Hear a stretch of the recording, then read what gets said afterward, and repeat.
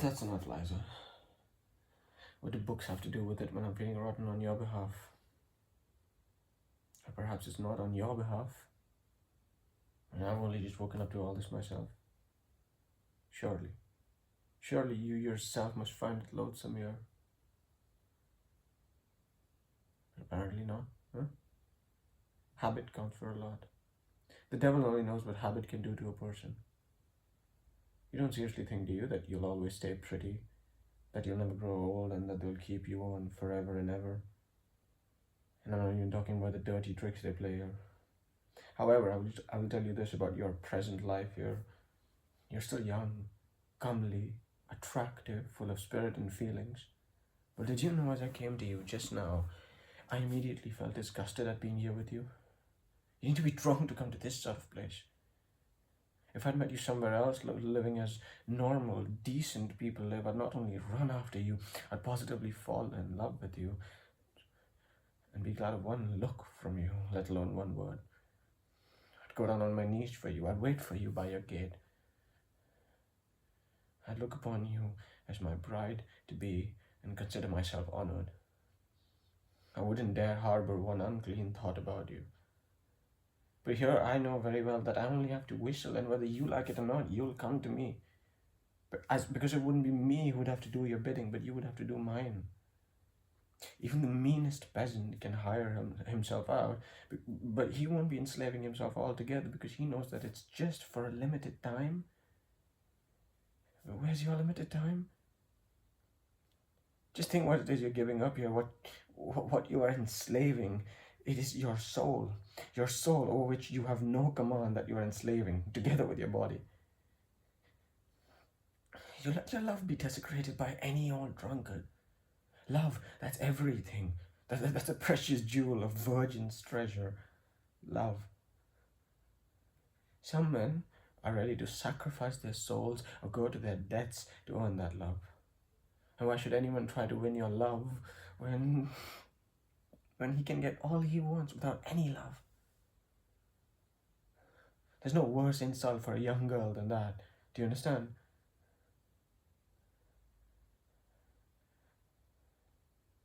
I've heard people say that to keep you silly fools happy, they let you have lovers here. But they're only laughing at you. That's just to spoil you. And you believe them. How? Does this lover in fact love you? I think not. How can he love you when he knows that you might be called away from him at any minute? He'd be a filthy devil to do that.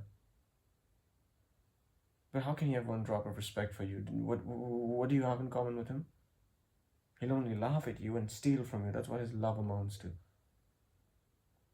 And you'll be lucky if he doesn't beat you. Maybe he will.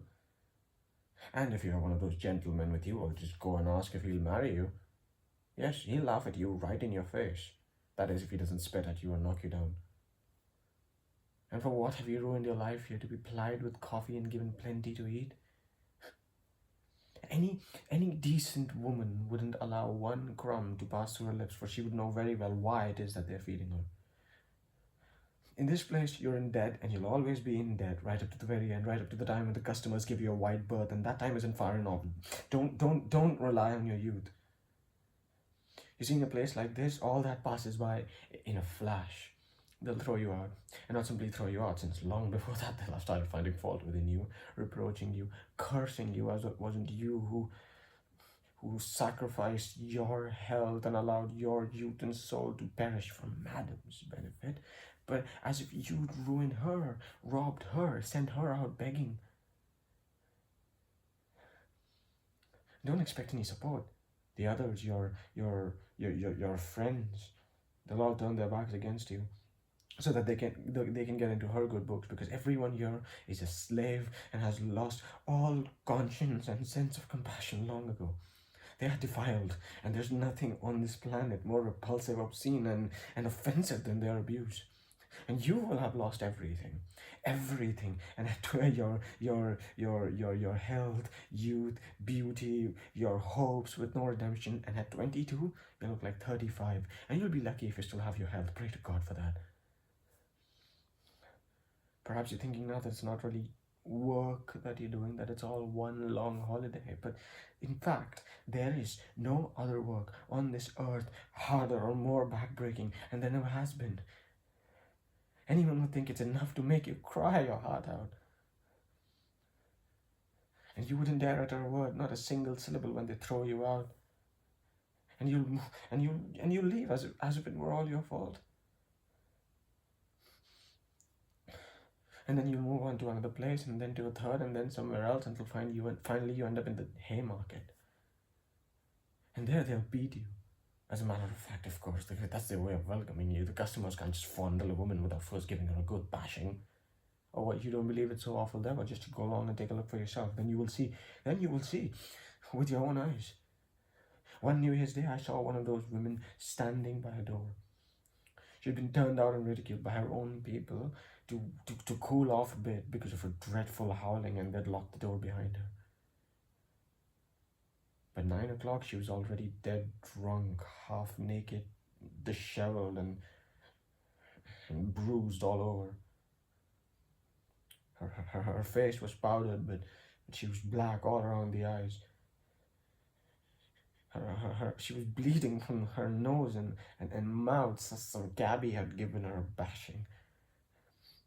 And she sat down on those stone doorsteps, holding some kind of salted fish in her hand, and howling as if bemoaning her lot, banging that fish against those steps. A crowd of cabbies and drunken soldiers stood in the doorway, taunting her. You don't believe you'll end up just like that? Well, I wouldn't like to believe that either, but how do you know? Perhaps 8 to 10 years before, that same woman with the salted fish arrived here, fresh from somewhere pure and innocent as a cherub, knowing no evil, blushing at every word. Perhaps she was just like you. Proud, sensitive, unique, unlike the others, looking like a queen, aware that perfect bliss awaited the man who fell in love with her and who she fell in love with. But you see how it all ended?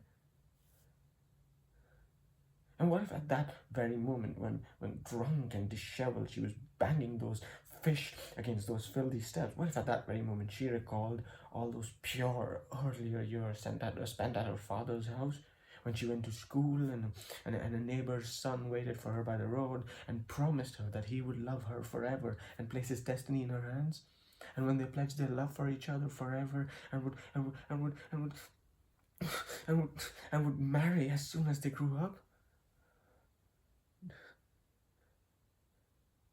No, Liza. No.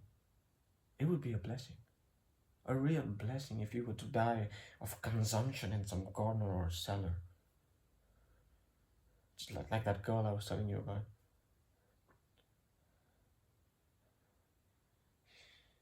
In a hospital, you say. Alright, if they take you there. But what if your madam still needs you? Huh?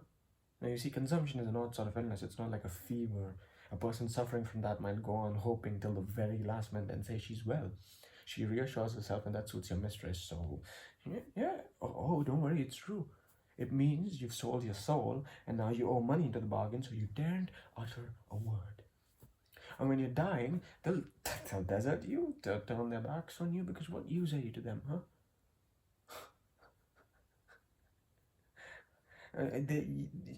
What's more is that they'll take you up to task for using up space for nothing and not getting on with your job and dying. When are you gonna kick the bucket, you slut? You keep us awake, you never stop moaning, and the customers won't go anywhere near you. Oh, it's true, I myself have overheard things like these. And when you're actually dying, they'll shove you in the most foul-smelling corner of the cellar in the dark and damp. And what will you be thinking as you lay there all alone? You'll die, and you'll be carted off in a hurry by impatient, grumbling strangers. No one will say a prayer for you. No one will sigh for you. All they'll want is to get you off their back as quickly as they can. They'll go and they'll buy a cheap coffin, and then they'll take you out like that poor girl today, and then they'll go and bury you somewhere, and then they'll go and say their prayers in the pub. There'll be slush, rubbish, and slime in the grave. The grave diggers won't stand on ceremony for the likes of you. When you're gonna let her down when you go, well, just a look, don't you see? Even now, she's got her legs up in the air. That's the sort she was. Now, shut in the ropes and stop mucking about. She's all right, don't you think? All right, you say? Can't you see she's lying on her side? She were a human being once, weren't she? I'll go on then, fill it in. Oh, and they won't spend much time arguing because of you. They'll just hurry up and they'll shovel the wet blue clay all over you, and then it's off to the pub. And that'll be the last time anyone will ever remember you. Children, husbands, and fathers go to other women's graves, but for you, there'll be no one. No tears, no sighs, no memorial prayers, and no one in this whole wide world will ever come to visit you. Your name will vanish from the face of the earth as if you never even existed, never even been born. There'll only be slush and swamp and mud in your grave, and you can knock as much as you like on your coffin lid at night when the dead awaken. Let me out, kind folk, let me out. I want to live in the world again. I once lived, but I frittered it away. I drank it away in a pub in the Haymarket. Set me free, kind folk, for I want to live in this world again.